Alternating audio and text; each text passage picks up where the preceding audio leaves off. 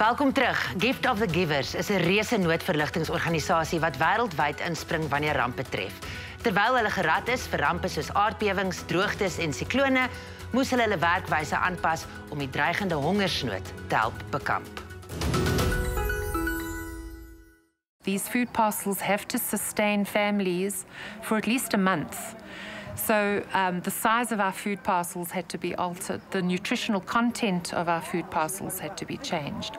So there's a lot of things that have evolved, and every day we're learning. Every day it's changing. Hunger is growing. This lockdown, we don't know when it's going to be lifted. Veral nou met COVID wil ek baie huil. Omdat dit mense so desperaat is. Jy kry boodskappe van mense wat vir jou basies, hulle pleit vir jou. Emily, asseblief, ons gaan dood van honger. My kinders gaan dood van honger. En dan staan jy dan dink by jouself, wat doen ek in die geval? Ek kan net soveel mense tevrede stel, maar ek moet ook dat hy nie een persoon moet sterf deur die COVID as gevolg van hongerte nie. A lot of the builders that do contract work, when they were due to get their payment at the end of that month, everybody just stopped paying their bills. They just didn't pay the contracts. So here's a well-to-do family where there's suddenly no income, and what they're expecting to come in has just dried up. And those people are now saying, you know, we're so embarrassed, but can you possibly help us with food this month? Kyk, mense het maar swaar gekry voor COVID, reg? Nou het COVID gekom, nou kry mense nog swaarder. Middle income families, it's not just the people in the townships. We're getting requests from people where they've lost both incomes. We're getting requests from people like journalists, freelancers, people that build up that income and know that it's going to spread over a certain period of time. So there's this complete uncertainty. Teachers, doctors, you know, we get a lot of support from our donors. Unilever, Nestle, Rhodes Group, Pioneer Foods, you know, and that list is growing. We can't just go out and distribute a box of rusks or a tin of jam. Gift of the Givers then need to go and purchase those items to give people your mealie meal, your sugar, your tea, your coffee, salt, baked beans, pilchards, all of those sort of things we have to add to give somebody something substantial that's going to last them at least 3 to 4 weeks. Touched me in such a great way. I just want to give you an example. So we started off at an old age home, and the founder of the home is known as Mother Teresa, and she's a 90-year-old lady who's a social worker.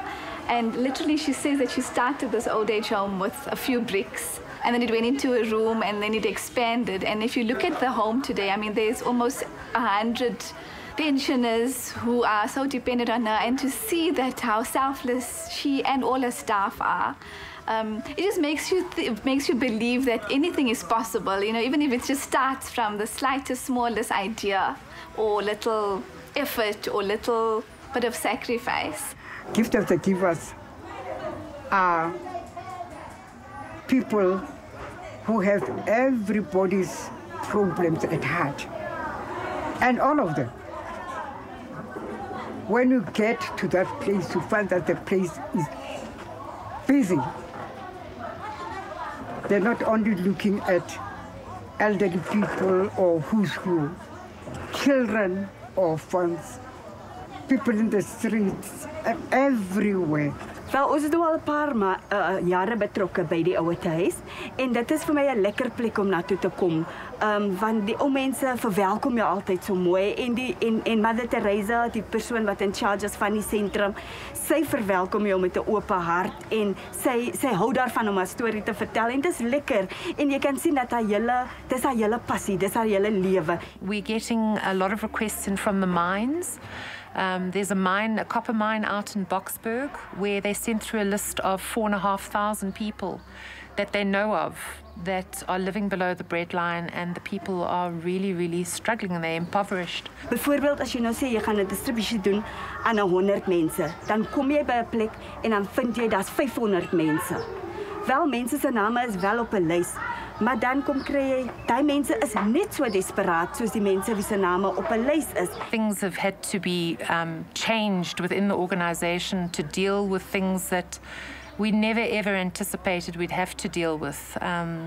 Distributions have to be changed. We had to change our whole mindset of how things had to be done, from the medical side right the way through to feeding people, the packing of food parcels. The whole thing changed for us. The whole ball game changed.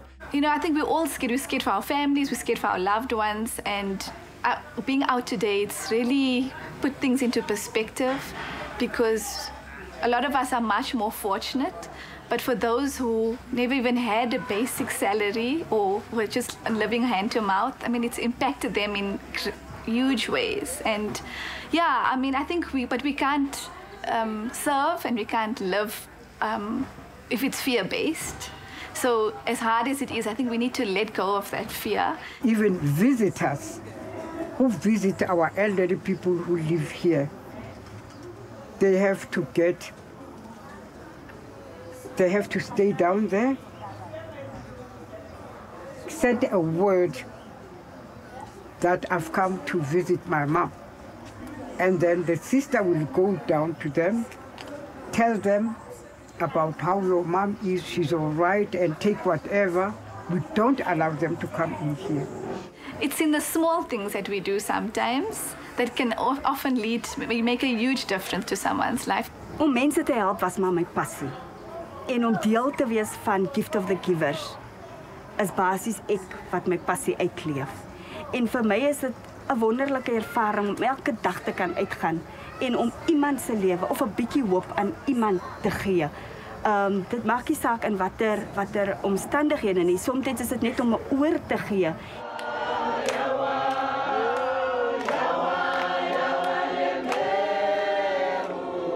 Hierdie is net enkele van die honderde organisasies en individue wat moue opgerol het om die uitwerking van 'n dreigende humanitêre krisis te help verlig. Dit behoort elkeen van ons se plig te wees om te help waar ons kan. Laat weet ons wat jy doen. Stuur 'n e-pos na Prontuit by aktueel.tv of gaan soek ons op sosiale media. Tot volgende week, mooi bly.